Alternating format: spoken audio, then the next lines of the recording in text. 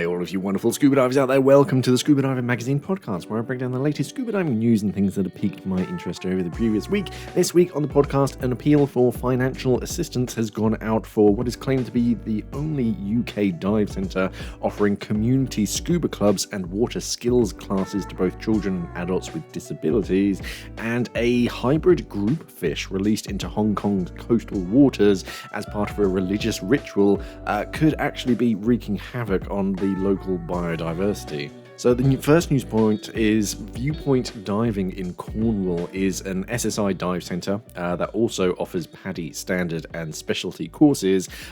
Claire Jones, the co-director of a Truro-based PR company, joined Viewpoint as director and assistant instructor last year and says that she and the team have been working to set up and run regular clubs for people of all ages in the St Austell and Truro areas. She says that it's going so well that it's unreal. We have had neurodiverse children totally come out of their shell and go from zero to hero using scuba as their medium for better mental health. It also has a positive effect on the wider family. We've had a host of fantastic instructors qualified in disability access requirements and also volunteers who have progressed with us to pro level to assist. And at present, Viewpoint runs a pool group for children from the age of 8 on 1 weekday evening and a main scuba club at weekends for everyone from qualified youngsters up to senior citizens to come along. But both clubs run at a cost, according to Jones, with both professionals and recreational divers volunteering their time. They've set up exercises and lessons covering aspects such as blind diving, cave diving scenarios, reef protection and snorkeling experience sessions, quoting, all aimed at giving a child or adult the opportunity to build confidence in our waters and seas.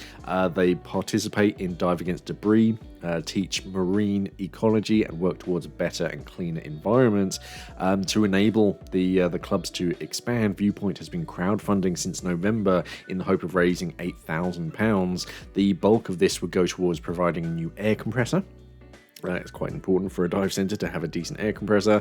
There's, in a quote, she says, since ours has broken, we've struggled with filling the odd cylinder ready for work and ending up doing a 24-mile round trip to get them filled. The donations would also pay for a small number of additional cylinders, BCDs, slates, and fish ID cards. She says, as well as covering pool fees and the flexibility to provide concessional memberships for lower income families, the fund initially raised £1,645, but has since gone quiet in recent weeks. So they're hoping for another boost in fundings to sort of help them prepare for the summer period. So yeah, I'll put a link to their GoFundMe page down in the description below. And yeah, it's an important thing. I did a few things with disabled divers, and yeah, it really does help. There were quite a few charities out there around divers with disabilities, and yeah, it does have a marked effect on their both mental and physical well-beings. So yeah, these kind of projects are important to sustain as much as you can. A hybrid grouper fish that was released into Hong Kong's coastal waters as part of a religious ritual is wreaking havoc on local biodiversity by exploiting unique ecological niches and asserting themselves as dominant predators. The hybrid giants have the potential to outcompete their native non-hybrid counterparts and threaten the balance of marine ecosystems. So the particular grouper is known as the Saba grouper. Or the tiger grouper, giant grouper hybrid, or the T-triple-G. The hybrid species is bred through aquaculture by interbreeding the tiger grouper with the giant grouper. What could possibly go wrong? They commonly appear in Hong Kong's fish markets, where they're revered for their ability to grow to huge sizes rapidly. These quantities also make it a popular choice for local mercy releases, a Buddhist and Taoist practice where animals are released into the wild. The symbolic act is well-intentioned, but it could actually be hurting local ecosystems, which a team of ecologists at the University of Hong Kong recently investigated using DNA metabarcoding.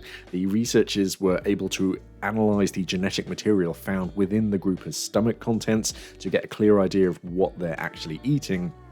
And this revealed that the Saba grouper hybrid has a unique appetite, chowing down on various species that aren't usually eaten by native species, including fish, crustaceans, and even squid. So by filling these untapped ecological roles, it's carved out a thriving existence in its coastal waters, and in addition to its impressive size, its resilience, and lack of natural predators, it's a formidable contender for a new apex predator. So it's a lot like the lionfish epidemic, I think you can call it, especially around the Americas, because it is one of these alien species to the area that was released. I mean, I'll say with good intentions, but just because you throw something back in the water, it's not necessarily where it should be. And yeah, the lionfish, because they're just so unusual, and they don't have any real natural predators in the area, and they breed like wildfire. They're just going everywhere. I think they're even moving into the Mediterranean as well, which has got some people worried. But yeah, now they've got this Saba grouper, giant grouper, just eating whatever it wants, basically, in and around the waters of Hong Kong. So we'll see if that spreads further. In other news, there's a new keep away alert as a huge 20-meter whale was found washed up on a popular Irish beach amid bacteria fears and explosive risk. So the mammal, which is understood to have been dead for a few days now, is beached in the shallow waters off Clunia, Waterford, just north of Dungarvan Harbour. The whale has been identified as a fin whale, washed up on the rocks, and local councillor Thomas Phelan warned the public, especially dog walkers, to stay away from the sea creature. The Labour Party confirmed that the relevant authorities had been informed. He said a dead whale has washed ashore on the rocks between Ballinclamper and Ballinard car parks. It is apparently a fin whale, about 20 metres long. Relevant organisations, including Waterford City and County Council, have been notified. Members of the public, especially dog walkers, are urged to keep away from the whale. In images snapped by a local man, the whale can be seen laying in a shallow pool of water. The Irish Whale and Dolphin Group has been on site to examine the fin whale.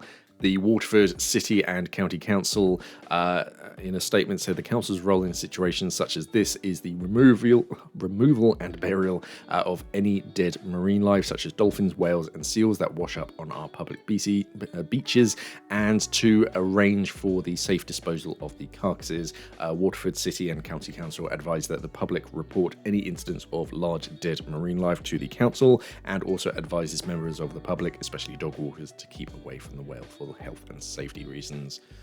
Yeah, the fin whales, they're probably one of the most commonly seen large baleen whales in Irish waters, and I think I saw a report, or at least a headline, of a humpback whale in our waters, which is pretty cool. I think they were trying to suggest that the new legislation around sort of boat traffic and whales is improving or expanding their habitats. So yeah, more whales in the waters.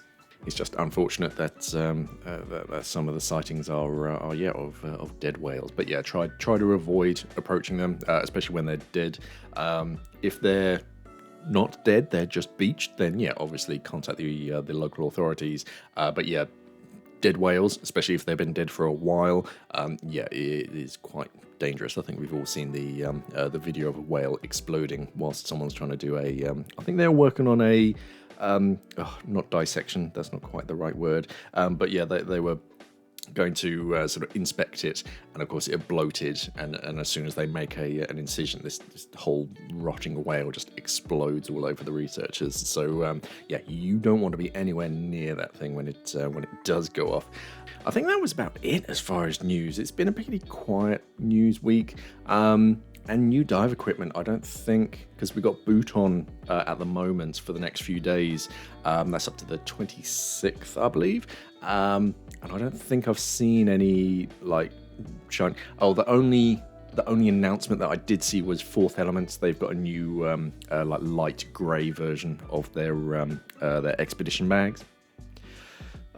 Hey, I mean, we had the bright blue and the orange. Now it's in a more subdued grey colour, if you don't want something quite as bright. But I don't think I've seen any new like regulators or BCDs or anything. It's probably a little early for that, which just leaves more time for Ask Mark questions. Charlotte Robinson, 9452. I've got some second-hand cylinders which are a bit scuffed up, and you can see the steel. Lots of questions. Can I repaint them? Yes. Can I use an angle grinder to clean them? Kind of. Should I get them powder coated? It's up to you. Are there any colors to specifically choose or avoid? I mean, it depends on the. Can you repaint them? Yes. I wouldn't use regular paint. You got to use some special paint, because you got the main thing with cylinders and like painting them, or like applying any kind of chemicals, is how does it affect the structural integrity of the metal itself. So you have to use, and the application technique is quite important, because you any kind of like temperature changes can affect the strength of the cylinders. So it's a matter of, yes, you can, and like angle grinders, you got to be careful with angle grinders, again, because you're just wearing away the thickness.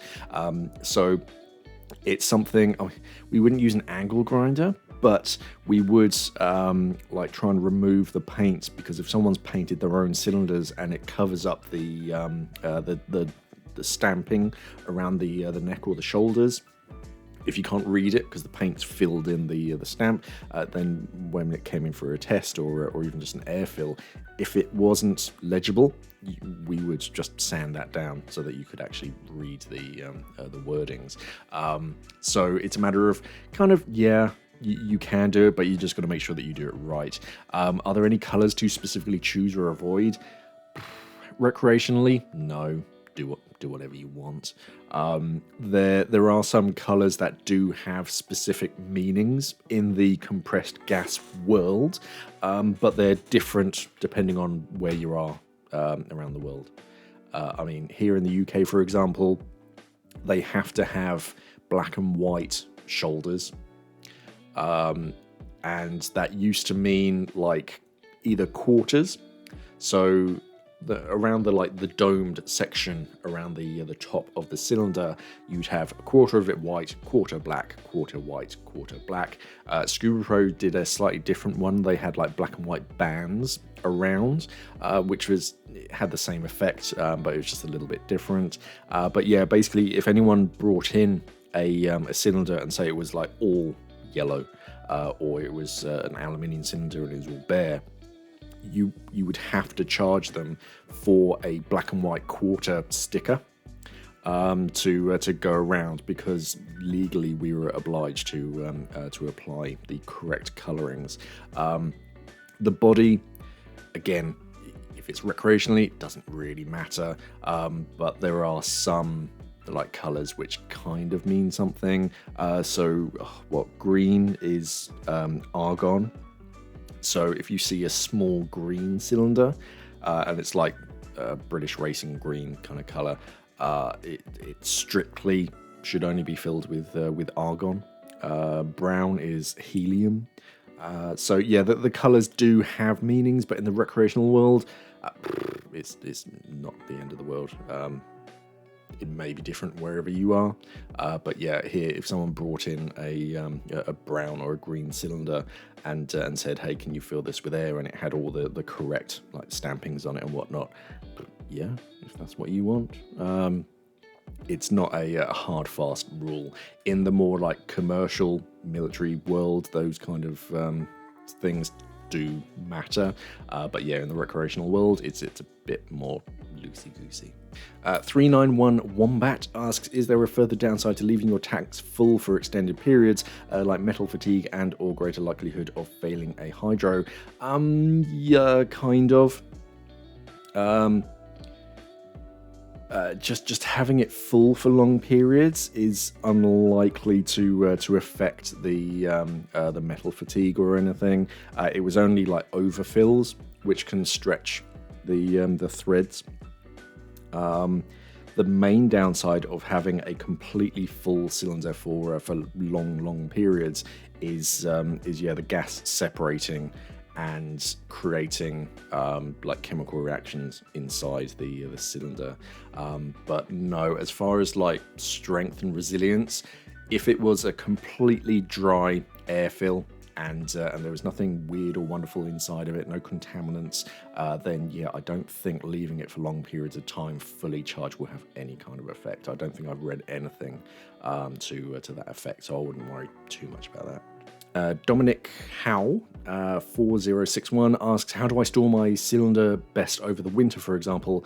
In winter, I normally don't go diving for 4 or 5 months. Should I fill it completely and then empty it and fill it again when I'm going diving again? Yeah, so if you have this down period of greater than 3 months, then I bleed my cylinder down to about 50 bar if I'm planning on using it for like breathing air, and leave it upright, just a 50 bar or something, just so there's enough pressure that moisture can't get in, and then get it filled up with some fresh air before going on my next dive. 3 months is the like generally accepted cutoff for breathing air gas, because you're breathing it at depth and you don't want anything weird or wonderful to happen inside of the cylinder. So over the winter period, breathing cylinders, just breathe them down to anything between like 10 and 50 bar, and just leave it standing upright. Upright because if you leave it laying down, the walls are the weakest point of the cylinder, and if there is any moisture, it collects at the lowest point and then it can rust away on there. And if it does rust, the best place for it to be is in the bottom of the cylinder, because that's where it's the thickest and strongest. If you have it laying down, it's going to collect on the walls, and the wall is the weakest point, so that's where you do not want rust to form. Rancid's channel 3206. I was just thinking the other day about air cylinders. Sorry, if you don't follow the channel that closely, I recently did an Ask Mark about how long you should keep cylinders and air in cylinders. That's why I'm getting a lot of questions about the subject. They continue to say, we all know to lay them down and take care of our cylinders, but what if something did happen? Is there a procedure? Can they be made safe, or would you quarantine an area off? Who would you call?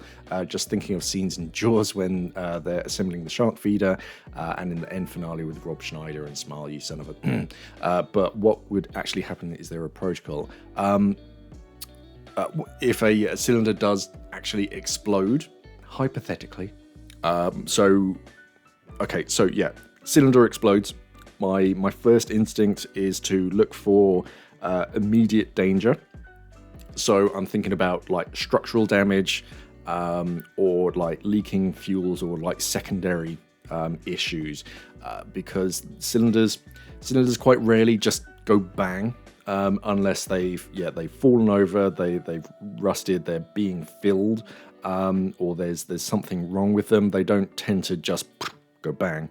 I'd be thinking about the building that they're in, because you could have structural damage to a supporting wall, like windows and shrapnel. It's unusual to get shrapnel from the cylinder itself. They tend to tear, but sometimes a fragment of the cylinder itself can shoot off. So obviously you want to try and work out where that ended up, because you could have a victim out of the immediate vicinity, broken glass from windows being turned into projectiles. You want to check the vicinity to make sure no one's hurt, and yeah, if it goes off in like a car or a boat, you want to make sure that any like fuel tanks aren't ruptured and there's not going to be a fire. So those kind of things. Obviously, check yourself for damage. Once your ears have stopped ringing, yeah, again, like shrapnel and barotrauma. Who would you call in the immediate event? If there was call for it, emergency services, you want like the fire brigade. They'll be clued in as to sort of what to look for and how to sort of make safe. I mean, once the cylinder goes off, it goes off. Some do have like burst discs in the valve, which is just a built-in failure point. So they so it's a what you call it, like a sacrificial burst disc. Just kind of let that do its thing. You got to be careful around high pressure and very small pinholes because they can like puncture skin, and you don't want to get air inside of your body. So if you're filling cylinders or you're doing something and you hear that kind of hiss, try not to just wave your hand over it, because it's very easy. And I've heard stories of like commercial divers trying to find leaks and literally losing fingers because it's like that high pressure water is used to cut through things. So yeah, be very, very careful with that. And yeah, if you can close valves, if it's quite low on my priority. I kind of want to make sure that everything's safe and something isn't going to go bang. But yeah, you want to sort of shut off compressors and electricity and gas and all that kind of stuff if there's a risk of like structural damage.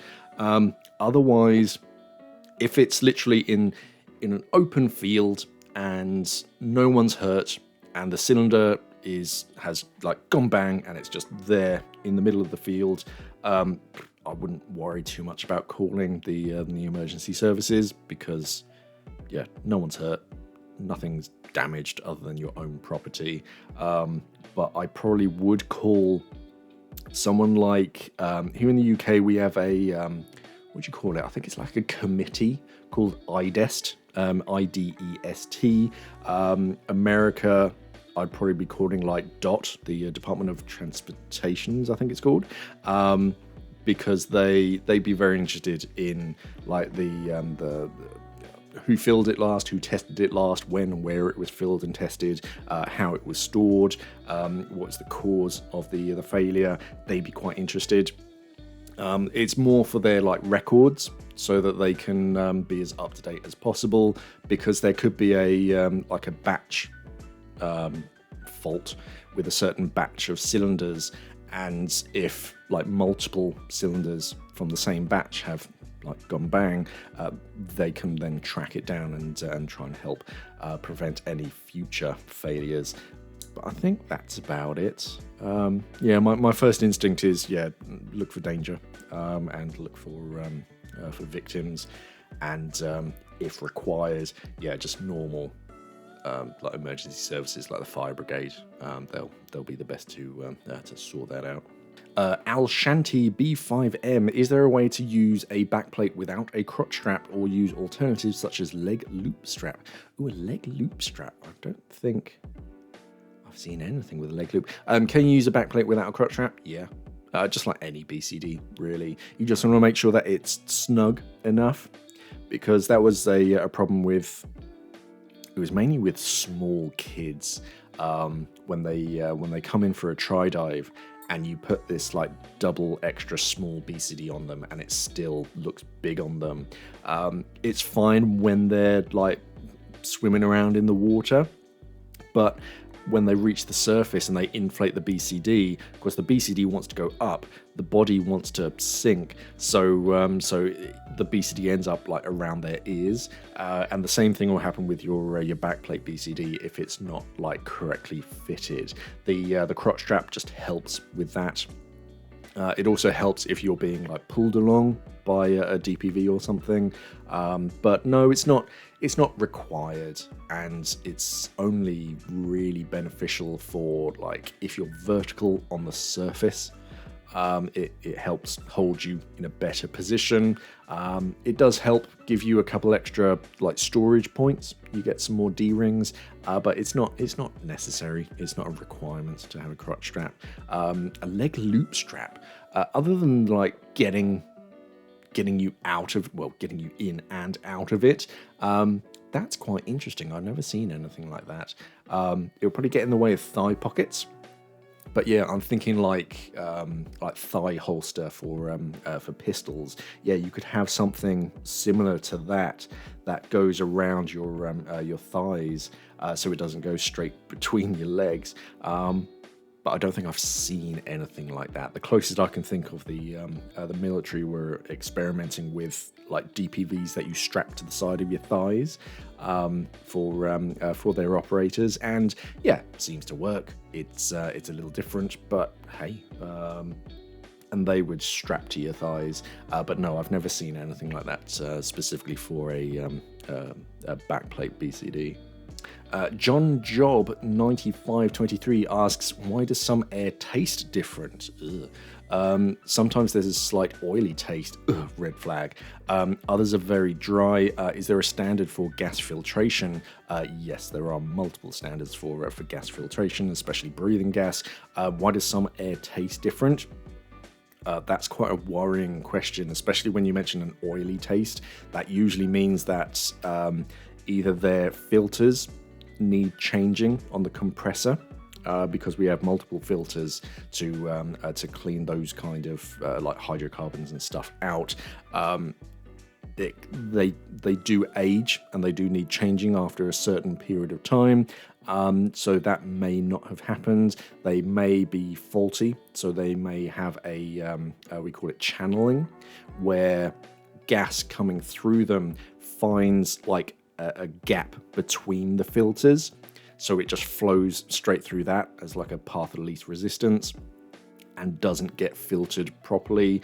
It could be a faulty seal, it could be a lot of different things, including their inlet pipe, because where the gas has to be pulled in from somewhere into the compressor, if that's near like the exhaust for the compressor, it's sucking in exhaust gas. So we do have strict regulations of like where this inlet can be and how far away it has to be from certain things. There was a case, I forget when it was, I feel like it was last year or before, where someone in the adjacent building, so they this dive center had a compressor, had their air inlets leading outside to their like the second floor of their building and to like the open elements, nowhere near the exhaust pipe for the compressor or anything. But then what the adjacent building did, without letting them know, because kind of why would they, is they fit an exhaust pipe for, I forget, but they're like boiler or something, and it was like right next to the inlet. So all of these exhaust fumes were just being pumped straight towards the inlet for their compressor, and yeah, people were getting bad fills. So you do have to be careful for that. That's usually why. Others having a very dry one, I'm fine with that. I'm fine with dry gas because you want as little moisture inside of your cylinder as possible, because any moisture inside can cause corrosion. So yeah, if you do get a cylinder that smells or tastes a bit weird, it shouldn't have any taste or any smell whatsoever. If it does, then don't use that cylinder, especially at depth. Contact the filler and just say, hey, my cylinder gas tastes or smells weird. They can then do the appropriate tests. We have these kits where you got these little glass vials, and you put them in a special thing, and you open the cylinder valve, and it runs through for a certain amount of time, and it gives you a little indicator, kind of like a pregnancy test or any kind of drug swab test kit kind of thing. If you get a line at a certain point, it fails. If it's somewhere else, then or if it's in a lesser amount, then it passes. So yeah, we do have standards that we do have to meet. Yeah, if anything tastes weird, ditch it. I'd rather skip a dive than breathe exhaust fumes at depth. You don't know what's inside of it. And that's it for another week. Fairly quiet week as far as news. I was kind of hoping a bit more excitement was going to come out of Boot, but I haven't seen anything, or at least nothing's come across my feed, anything new or exciting. Links to everything are going to be down in the description below. Remember to head over to our website, divernet.com, and of course check out the Go Diving show. That's only a month away. It's the 1st and 2nd of March in Stoneleigh in Coventry, I believe, in the UK. Otherwise, don't forget to like, share, subscribe. Thank you for listening, everybody, and of course, safe diving.